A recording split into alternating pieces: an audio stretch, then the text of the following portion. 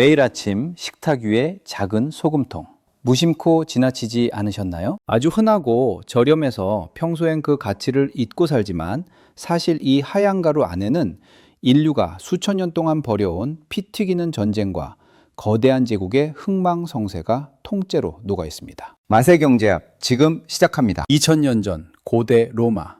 위풍당당한 로마 군단병들이 한 달간의 원정을 마치고 보급관 앞에 줄을 섭니다. 보급관이 내미는 건 금화나 은화가 기본 급여였지만 로마 군인들은 여기에 더해 소금을 직접 지급받거나 소금을 살 수 있는 특별수당, 살라리움을 함께 받았어요. 이게 바로 오늘날 우리가 받는 샐러리의 어원이죠. 놀랍지 않나요? 지금은 1,000원이면 1년 이상 쓸 소금을 살 수 있는데 왜 그 시절엔 이 하얀 가루를 목숨 걸고 지켰을까요? 이건 단순히 짭짤하게 먹고 싶다는 미식의 영역이 아니었어요. 소금은 생존 그 자체였고 거대한 제국을 유지하기 위한 국가 보안 기술이었습니다. 여기서 중요한 경제 원리 하나, 비탄력적 수요. 쉽게 설명할게요. 최신형 스마트폰 가격이 2배로 뛰면 이번엔 참아야지 하고 포기하시죠. 가격이 오르면 수요가 확 줄어드는 것. 이게 탄력적입니다. 하지만 소금은 정반대예요. 가격이 몇 배로 뛰어도 소금의 소비량은 거의 줄지 않습니다. 왜요? 안 먹으면 죽으니까. 우리 몸은 소금이 없으면 신경신호를 못 보내고 심장도 멈춥니다. 가격이 아무리 올라도 수요 감소폭이 극히 작은 성질, 이게 비탄력적 수요예요. 국가 운영자 입장에선 이보다 매력적인 세금 징수 대상이 없죠. 석유는 안 쓰면 불편한데 소금은 안 먹으면 생존이 불가능합니다. 고대 왕들이 눈을 번쩍 뜨고 소금을 노렸던 결정적 이유가 바로 이겁니다. 기원전 7세기 춘추 시대의 제나라, 당시 국가의 경제 운영을 총괄하던 최고 실세, 재상 관종과 그를 계승한 정책가들은 이런 생각을 하기 시작합니다. 백성에게 세금을 직접 거두면 저항이 커진다. 차라리 생존의 필수적인 물자를 국가가 장악하면 돈은 저항 없이 흘러들어오지 않겠는가. 국가는 소금의 생산과 유통을 통제했고 백성들은 자기가 세금을 내는지도 모르면서 생존을 위해 소금을 살 때마다 국가에 돈을 갖다 바치는 거예요. 오늘날 우리가 내는 담배세나 기름세의 시초가 된 이 시스템은 국가를 부유하게 만들었지만 가장 가난한 이들의 밥상을 가장 먼저 건드리는 양날의 검이었습니다. 실제로 제나라는 이 소금을 판 돈으로 군대를 키우고 성벽을 쌓아 주변국을 압도했죠. 당시 소금은 지금의 반도체나 에너지 자원보다 훨씬 강력한 전략 물자였던 겁니다. 이후 한나라 시대엔 소금을 둘러싼 논쟁이 국가 철학 전쟁으로까지 번져요. 이름하여 염철론. 국가가 소금을 독점해서 부강해져야 한다는 쪽과 민간에 맡겨 시장 경제를 활성화해야 한다는 쪽이 정면으로 충돌한 거죠. 결국 승자는 당연히 국가였어요. 전쟁을 치르려면 막대한 자금이 필요한데 소금만큼 확실하고 빠르게 현금을 확보할 수단이 없었으니까요. 냉장고가 없던 시절, 소금은 단순히 세금 덩어리만이 아니었어요. 소금은 인류에게 미래를 저축할 수 있는 능력을 준 혁명적 기술이었습니다. 상상해 보세요. 사냥해서 잡은 고기를 오랫동안 보관할 방법이 뭐가 있었을까요? 거의 없었죠. 며칠만 지나면 썩어서 버려야 했어요. 근데 여기에 소금을 뿌리면 마법이 일어납니다. 고기가 썩지 않고 몇 달을 버티는 거예요. 경제학적으로 볼 때 엄청난 자본 축적의 도구죠. 풍요로운 시기에 얻은 식량을 기근의 시기에 먹을 수 있게 해주는 최초의 타임머신이었던 겁니다. 소금이 있었기에 인류는 이동하며 사냥하는 불안정한 삶을 끝내고 한 곳에 정착해 식량을 비축하며 거대한 도시를 건설할 수 있었어요. 소금은 정착문명을 가능하게 만든 여러 핵심 기술 중 하나였습니다. 하지만 국가 독점이 심해지자 백성들의 고통은 말로 표현할 수 없었어요.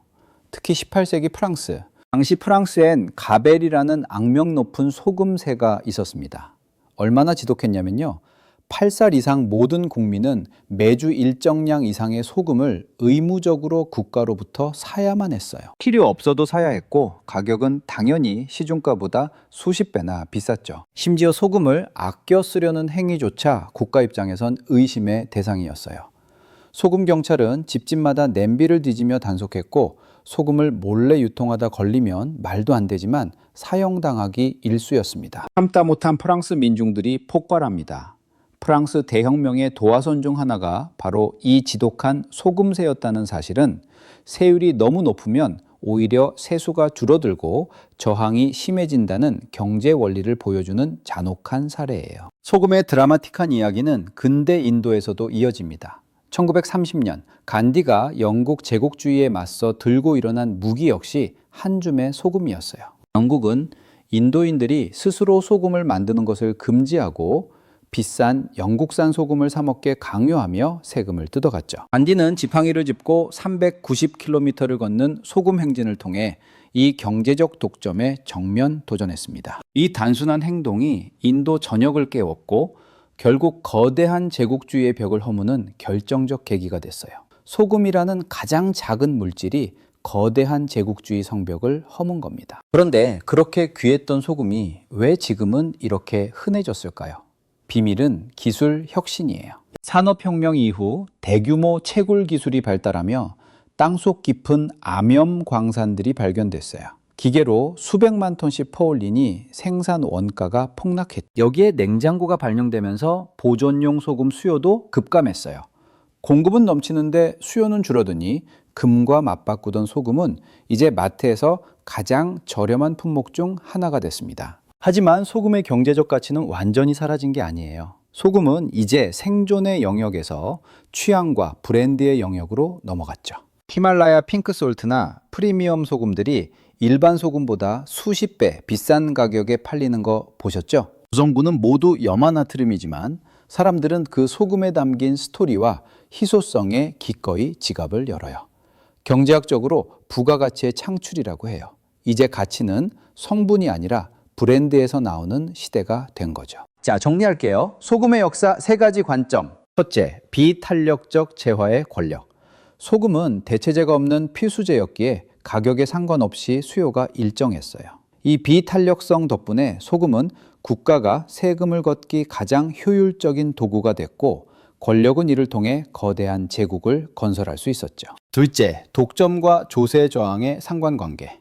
국가가 소금을 독점하고 과도한 세금을 매기자 민중은 생존권을 지키려고 일어섰어요. 프랑스 혁명과 간디의 소금 행진은 경제적 독점이 정치적 혁명으로 번지는 과정을 보여주는 명확한 사례죠. 셋째, 가치 사슬의 변화와 부가가치. 기술 발전으로 소금이 흔해지자 소금의 가치는 물리적 희소성에서 브랜드와 스토리로 옮겨갔어요. 단순 원재료의 가치를 입혀 가격을 높이는 현대의 부가가치 창출 원리가 소금을 통해 증명되고 있습니다. 오늘 우리는 소금이라는 작은 창을 통해 인류의 경제사를 훑어봤어요.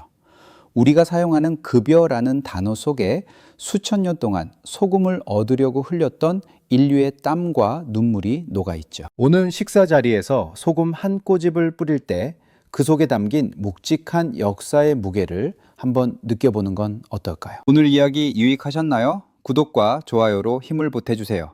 다음 시간엔 새로운 맛의 경제사로 돌아오겠습니다. 지금 이 순간에도 각자의 자리에서 최선을 다하고 계신 여러분, 삶의 과정이 때로는 짜게 느껴질지라도 그 맛이야말로 여러분이 이 치열한 세상에서 살아있다는 증거예요. 로마 군단병들이 소금 주머니를 차고 당당하게 나아갔듯 여러분도 각자의 살라리움을 들고 멋진 하루를 보내시길 응원하겠습니다. 지금까지 맛의 경제학이었습니다. 감사합니다.